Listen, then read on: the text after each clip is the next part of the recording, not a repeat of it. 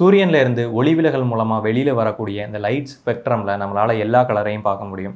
ஆனா, அந்த ரெட் கலருக்கு அடுத்தபடியா ஒரு கலர் இருக்கு. அத நம்மளால பார்க்க முடியாது. இத தான் நம்ம இன்ஃப்ராரெட் அப்படின்னு சொல்றோம். இந்த இன்ஃப்ராரெட் மத்த கண்ணுக்கு தெரியிற லைட் எல்லாத்தையும் விடவும் நம்மளோட வாழ்க்கையில அதிகமாவே பங்களிக்குது. அதுக்கு ஒரு நல்ல உதாரணம் சொல்லணும் அப்படின்னா, நம்மளோட பாடி டெம்பரேச்சர இந்த இன்ஃப்ராரெட்ட பயன்படுத்தி தான் நம்ம மெஷர் பண்றோம். இந்த இன்ஃப்ராரெட் அப்படின்றது என்னது? இது நம்மளோட வாழ்க்கையில எந்த விதத்தில பங்களிக்குது அப்படின்றத பத்தி தான் இந்த வீடியோல நம்ம பார்க்க போறோம்.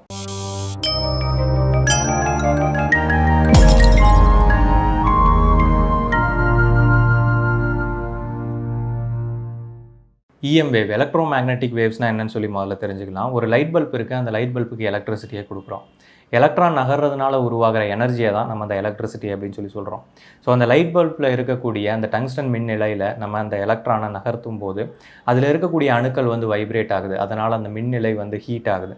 ஸோ இது ஹீட் ஆகிறதுனால அதிலேருந்து லைட் ஒரு ரேடியேஷனாக வெளியில் வருது. ஸோ இப்படி தான் லைட் கிடைக்குது. நான் ஏன் இதை சொல்கிறேன் அப்படின்னா, இந்த லைட் வெளியில் வந்துச்சு இல்லையா, இதுவும் ஒரு எலக்ட்ரோ மேக்னெட்டிக் ரேடியேஷன் தான். இந்த பல்ப்லேருந்து கிடைச்ச இஎம் வேவ் நம்மளோட கண்ணுக்கு தெரியுது. அதுக்கு காரணம் அது ஒரு குறிப்பிட்ட வேவ் லென்த்தில் இருக்கும்போது அது நம்ம கண்ணுக்கு தெரியக்கூடிய ஒரு லைட்டாக தெரியுது. அதே இதோட வேவ் லென்த்தை நம்ம மாற்றும் போது அது ரேடியோ வேவாவோ மைக்ரோவேவாவோ இல்லை காமா எக்ஸ்ரே அந்த மாதிரி ரேஸாக மாறுது. இந்த இன்ஃப்ராரெட்டை தெரிஞ்சுக்கிறதுக்கு நம்ம ஒரு சின்ன விஷயம் பண்ணி பார்க்கலாம். நான் இங்கே சூரிய ஒளியில் ப்ரிசம் அப்படின்னு சொல்லக்கூடிய முப்பட்டகம் வச்சுருக்கேன். இந்த ப்ரிசமில் இந்த சூரிய ஒளி பட்டு அதிலேருந்து ஒளி விலகல் மூலமாக நமக்கு இந்த சூரிய ஒளியில் இருக்கக்கூடிய லைட்டோட ஸ்பெக்ட்ரம் நமக்கு கிடைக்கும். அதாவது இந்த லைட்டில் இருக்கக்கூடிய எல்லா விதமான கலரும் அதோட ரேடியேஷனும் நமக்கு வெளியில் வரும். இந்த லைட்டோட டெம்பரேச்சரை அப்சர்வ் பண்ணுறதுக்காக நான் ஒரு பேப்பரில் பிளாக் பிரிண்ட் எடுத்து வச்சுருக்கேன். ஸோ இந்த பிளாக்கு இந்த லைட்டோட டெம்பரேச்சரை அப்சர்வ் பண்ணும். இப்போ நம்ம என்ன பண்ண போகிறோம் அப்படின்னா, இந்த லைட்டோட டெம்பரேச்சரை மெஷர் பண்ண போகிறோம். இங்கே ப்ளூ கலரோட டெம்பரேச்சர் லோவாக இருக்குது. அதே நம்ம ரெட் கலர்கிட்ட போக போக டெம்பரேச்சர் கொஞ்சம் கொஞ்சமாக அதிகமாகுது. ரெட் கலரில் நம்ம ஒரு டெம்பரேச்சரை மெஷர் பண்ணுறோம். அதே இது ரெட் கலருக்கு அடுத்தபடியாக நம்ம ஒரு டெம்பரேச்சரை மெஷர் பண்ணுறோம். அது இந்த ரெட் கலரை விட அதிகமாக இருக்குது. சரி, இது ஒரு எரராக இருக்கலாம் அப்படின்னு சொல்லி நான் 2-3 தடவை செக் பண்ணேன். ஆனால் எத்தனை தடவை செக் பண்ணாலும் இந்த ரெட் கலருக்கு அடுத்தபடியாக இருக்கக்கூடிய ரீஜனில் எப்போவுமே டெம்பரேச்சர் அதிகமாகவே இருக்குது. இதை தான் நம்ம இன்ஃப்ராரெட் அப்படின்னு சொல்கிறோம்.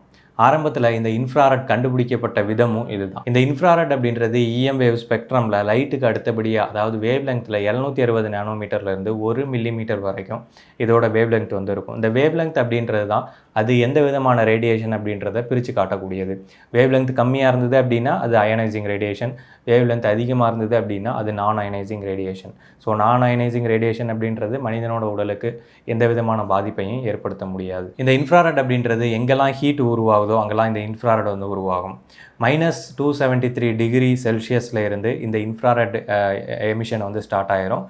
-273 டிகிரி செல்சியஸ்க்கு கீழே இந்த இன்ஃப்ராரெட் எமிஷன் இருக்காது. நம்ம ஐஸ் கட்டியே எடுத்தால் கூட அதோட டெம்பரேச்சர் -273 டிகிரி செல்சியஸ்க்கு கீழே இல்லை அப்படின்ற பட்சத்தில் அதிலே இருந்தும் இந்த இன்ஃப்ராரெட் ரேடியேஷன் வெளியாகும். நம்மளோட கண்ணுக்கே தெரியாத இந்த இன்ஃப்ராரெட்டையும் நம்ம கண்ணால் பார்க்க முடியும்.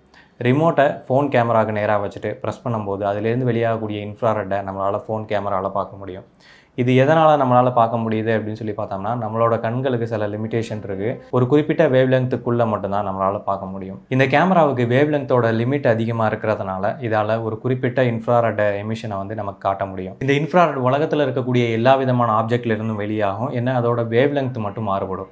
மனிதனோட உடம்புலேருந்து வெளியாகக்கூடிய இன்ஃப்ராரெட்டோட அளவு எவ்வளோன்னு சொல்லி பார்த்தோம்னா 12 மைக்ரோமீட்டர்ஸ் அளவு இதோட வேவ் லெங்த் இருக்கும். இந்த இன்ஃப்ராரெட்டை மனிதனோட வாழ்க்கையில் நிறைய விஷயங்களுக்கு பயன்படுத்துகிறோம். நல்ல உதாரணம் சொல்லணும் அப்படின்னா நைட் விஷன் கேமரா. மனிதனோட உடம்புலேருந்து வெளியாகக்கூடிய டெம்பரேச்சரை வச்சு எந்த விதமான லைட்டும் இல்லாமல் அந்த மனிதனை நம்மளால் பார்க்க முடியும். அதே மாதிரி ஏவுகணை ஒரு இலக்கை பின்தொடர்றதுக்கும் இந்த இன்ஃப்ராரெட்டை தான் பயன்படுத்துகிறாங்க. இப்போ ஒரு ஜெட்டு போகுது அப்படின்னா அதோட இன்ஜின்லேருந்து பயங்கரமான ஹீட் வெளியாகும். ஸோ அந்த ஹீட்டை இன்ஃப்ராரெட் இன்ஃபர்மேஷனாக கலெக்ட் பண்ணி வச்சுட்டு நம்ம மிசைலை ஏவும் போது அந்த பர்டிகுலர் ஆப்ஜெக்டை மட்டும், அந்த இன்ஃப்ராரெட் ஹீட்டை மட்டும் இந்த மிசைல் ஃபாலோ பண்ணி அழிக்குது. நம்ம பயன்படுத்தக்கூடிய இன்ஃப்ராரெட் தெர்மாமீட்டர் எல்லாமே இன்ஃப்ராரெட் எமிஷனை கொடுத்து அதிலேருந்து டெம்பரேச்சரை மெஷர் பண்ணுது அப்படின்னு சொல்லி நினைப்போம்.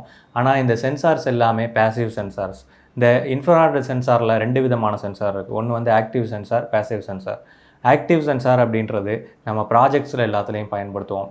அதாவது இன்ஃப்ராரெட் எமிஷனை கொடுத்து அதிலேருந்து வர்ற ரிட்டர்ன் கிடைக்கக்கூடிய எமிஷனை வச்சு அங்கே ஆப்ஜெக்ட் இருக்கா இல்லையா அப்படின்றத ஐடென்டிஃபை பண்ணக்கூடியது. அதே பேசிவ் சென்சார் அப்படின்னா இதில் எமிஷன் எதுவுமே இருக்காது. இன்ஃப்ராரெட்டை இது வெளியில் கொடுக்காது. இங்கே அட்மாஸ்பியரில் இருக்கக்கூடிய இன்ஃப்ராரெட் எமிஷனை வச்சு மட்டுமே அங்கே ஆப்ஜெக்ட் இருக்கா இல்லையா அப்படின்றத காட்டக்கூடியது. அதே மாதிரி தான் இந்த டெம்பரேச்சரையும் அது காட்டுது. இந்த சென்சார் எப்படி வேலை செய்யுதுன்னு சொல்லி பார்த்தோம்னா, பீசோ எலக்ட்ரிக் எஃபெக்ட் அப்படின்னு சொல்லி நம்ம ஒன்று பார்த்தோம். அதாவது ஒரு கிறிஸ்டலில் ஒரு மெக்கானிக்கல் ஸ்ட்ரெஸ் கொடுக்கும்போது அதிலிருந்து எலக்ட்ரிசிட்டி வந்து ஜென்ரேட் ஆகுது. அதே மாதிரி தான் இந்த சென்சாரும். ஆனால் இது வந்து டெம்பரேச்சருக்கு ஆக்ட் பண்ணக்கூடியது. ஸோ நம்ம டெம்பரேச்சர் அதிகமாக கொடுக்கும்போது அதிலேருந்து எலக்ட்ரிசிட்டி வந்து உருவாகும். இதுக்காக இவங்க பயன்படுத்தக்கூடிய மெட்டீரியல் லித்தியம் டான்டலேட் அப்படின்னு சொல்லக்கூடிய ஒரு மெட்டீரியல். ஸோ இந்த சென்சாரை பயன்படுத்துறதுனால மனிதனோட உடம்புல உள்ள டெம்பரேச்சரை இந்த சென்சார் ரிசீவ் பண்ணிட்டு அதை ஒரு எலக்ட்ரிக்கல் சிக்னலாக மாற்றும். இது கொடுத்த அந்த எலக்ட்ரிக்கல் சிக்னலை ஆம்ப்ளிஃபை பண்ணி ப்ராசஸ் பண்ணி அது என்ன டெம்பரேச்சர் அப்படின்றத நமக்கு டிஸ்பிளே வந்து ஷோ பண்ணும். இது நம்ம உடம்புல இந்த டெம்பரேச்சர் மாற்றத்தை எப்படி காட்டும் அப்படின்னு சொல்லி பார்த்தோம்னா, நம்மளோட உடம்புல டெம்பரேச்சர் அதிகமாகும் போது இந்த இன்ஃப்ராரெட் எமிஷனும் வந்து அதிகமாகும். ஸோ அந்த அதிகமாகக்கூடிய இன்ஃப்ராரெட் எமிஷனை அந்த சென்சார் வந்து சென்ஸ் பண்ணி அதிகமான டெம்பரேச்சரை நமக்கு விஷுவல் பண்ணுது. இந்த இன்ஃப்ராரெட் தெர்மாமீட்டர்லேருந்து கிடைக்கக்கூடிய வேல்யூ எந்தளவு அக்யூரேட்டாக இருக்கும் அப்படின்னு சொல்லி பார்த்தோம்னா, நம்ம மெர்க்குரி ஸ்டிக்கை பயன்படுத்தும் போது அது 1-to-1 மெஷர்மெண்ட். அதாவது டெம்பரேச்சர் இருக்குது, அதை மெர்க்குரி இண்டிகேட் பண்ணுது, நம்ம அதை பார்க்குறோம். ஸோ இது இவ்வளோ சிம்பிளாக முடிஞ்சிடும். ஆனால் அந்த இன்ஃப்ராரெட் சென்சார்லேருந்து கிடைக்கக்கூடியது அது எலக்ட்ரிக்கல் சிக்னலாக மாற்றிட்டதுக்கப்புறம் அதை ஆம்ப்ளிஃபை பண்ணி திரும்ப அதை ஒரு ப்ராசஸர் யூனிட்டுக்கு அனுப்பி அது எவ்வளவு டெம்பரேச்சர் அப்படின்னு டிஃபைன் பண்ணி திரும்ப அதை டிஸ்பிளேக்கு வருது. ஸோ இந்த மாதிரி நிறைய ப்ராசஸ், எலக்ட்ரானிக் ப்ராசஸ் எடுத்து தான் நமக்கு டிஸ்பிளேக்கு வருது. மெர்க்குரியை கம்பேர் பண்ணும்போது இப்போ மெர்க்குரியில் நம்ம அக்யூரேட்டாக பார்த்தோம்னா நம்ம பார்த்த அக்யூரஸி எந்த அளவு இருக்கோ அதுக்கு எதாந்தாப்பில் இருக்கும். இதில் எந்தளவு சென்சார் சென்ஸ் பண்ணியிருக்கு, எந்தளவு அவுட்புட் சிக்னல் கொடுத்துருக்கு, எந்தளவு அந்த ப்ராசஸர் ப்ராசஸ் பண்ணியிருக்கு அப்படின்றதுக்கு தகுந்த மாதிரி இதோட அவுட்புட்டும் வந்து மாறுபடும். இவ்வளோதான் இந்த வீடியோ உங்களுக்கு பிடிச்சிருக்கும், புரிஞ்சிருக்கும் அப்படின்னு சொல்லி நம்புகிறேன். இன்ஜினியரிங் ஃபேக்ட் சேனலுக்கு சப்ஸ்கிரைப் பண்ணுங்கள். தேங்க்ஸ்.